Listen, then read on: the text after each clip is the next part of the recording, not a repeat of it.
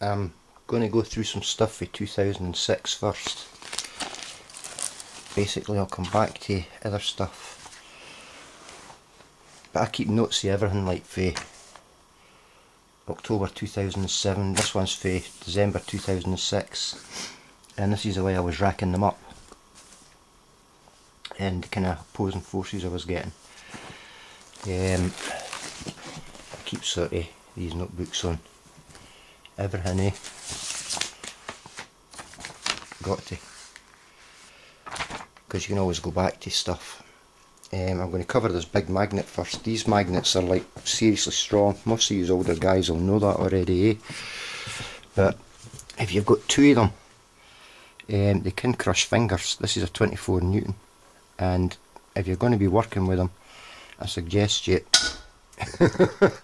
you put one of them onto a solid thing like a vice or whatever, and then you can hold the other one like this until you get used to what's going on, because if you've got them in one hand and one in the other hand, you can crush your fingers, believe me. But if you've got it just like this, it can get pulled out of your hand, but it's not going to damage your fingers. The smaller magnets like these, they'll still give you a check, but you can live with that, Right, anyway, some of the stuff I tend to use comes from your basic builder's yards. These are if you look at them, they're all stainless steel. They'll not pick up. They've got no carbon content. To make something magnetic like steel, it has to have a carbon content. That's put in when they're making the metal. So no carbon content, no magnetism. These things are great for making like your brackets or hold-on clamps, and I'll explain in a minute why. They didn't have any give or take to the magnetism, and they're cheap to buy. They're used for tying brickwork together. When you've got two courses of brickwork, you find them in any builder's yard. These are stainless as well, and they come in 3 different sizes, as you can see. So, and they cut up very easily, they drill very easily. They've got pre-drilled holes for fixing to your rotors, and again they're not going to affect your magnetism field as it rotates. You can put these rubber grommets in them. You get them out of any electrical shop. That's a 10mm hole.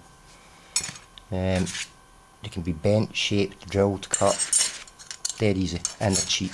I mean, I think the big ones are something like 85p or something, and you use them time and time again. So, right. I've seen a lot of guys with these out of the computer hard drives. The trouble with these kind of semi-horseshoe magnets is you've got a north and a south on the same side, on the same front side. See how that one attracts and that one repulses? So they're not really very good for motors unless you can be pretty dynamic with the way you angle them. And as for this being a shielding, it may work when you've got a north and a south, like in circumstance here, but as soon as you try and use it for a shield and you bring another form of magnet across, it's attracted to it. Let me show you better with the other one I've got here. Okay, to make it drive, what you're looking for here is, I'll just move these out of the way. You're looking for it to cover half the magnet. Can you see this? So if this was a shield, you're covering half the magnet, because you're looking to get the kick on this side of the magnet when it passes the pulse. There's your kick happening there. I don't know how easy this is to actually see. There's your kick happening on this side. But when you try and pass that, it's attracted to the metal. Can you see? And then you get your kick when you pass over it. Try these yourself. It's simple enough experiments. It's not a shield. Whatever's acting as a shield has to completely block that magnet's half there and divert it back round here without passing through the shield. That's the nature of what a shield would be. So if we come back to this wee drawing here, and we presume that that's one face of your magnet, we would want to block that side there, that half, so we're only getting the pulse off this. See what I mean? Can you understand what I'm saying? You would want to block that part off at the front, so you're only kicking off this side, down this side, so you would be blocking that. And it just doesn't work, because when your magnet passes over this, it's attracted as it passes here to the metal, and then it's kicked here. So whatever benefit there might be in it, you're losing it. So it's just something you can do for yourselves there. A rotor through next door, and I'll show you. And I want to try and explain to you that aluminium, if you're using aluminium for brackets, aluminium has a slowing effect. It'll slow your magnetic current down, and I'll show you for why in a minute. This is my wee workshop here. So what I've done is I've taken my rotor and I've angled it to the side here, so there's a slope in it, and watch what happens when you roll this down. You see how this is stuff you can try for yourself. Get a sheet of aluminium and just try it for yourself. And if you're making your brackets out of this, you might get away with a rotor, but you're better with using like acrylics. You can get acrylics cut round for next to nothing. You get them off eBay.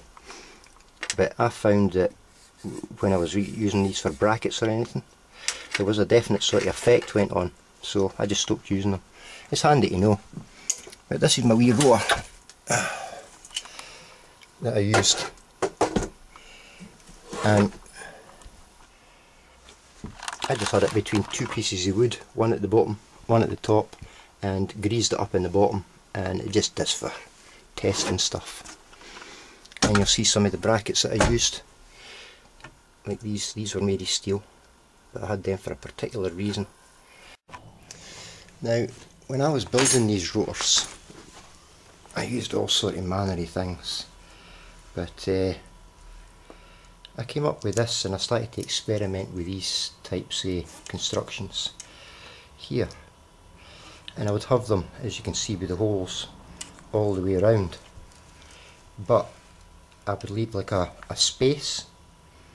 So I would have them round, but I would have like a space between the sort of the setup, and it seemed to work better, I found anyway. And how I would build them was, again, I would just get some basic strips of metal. You can find that if you go to a haberdashery, a hardware store, you'll find long strips similar to this, and that's them here. You can bend them.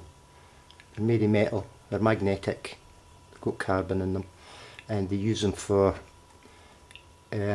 kitchens, putting two kitchen units together. It's already got 4 pre-drilled holes along its length, and you can bend them, cut them dead easy, and they're cheap. I think it's 10 for a couple of pound.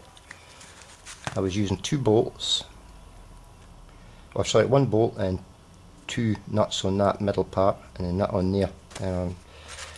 Basically a glue gun, and just gluing whatever I bent the shape to. Now I'm going to come to why bending the shape and why using this type of stuff in a minute. And then you would end up with something of this nature, and you can play about with that. So what I'm actually doing here is I'm taking the magnets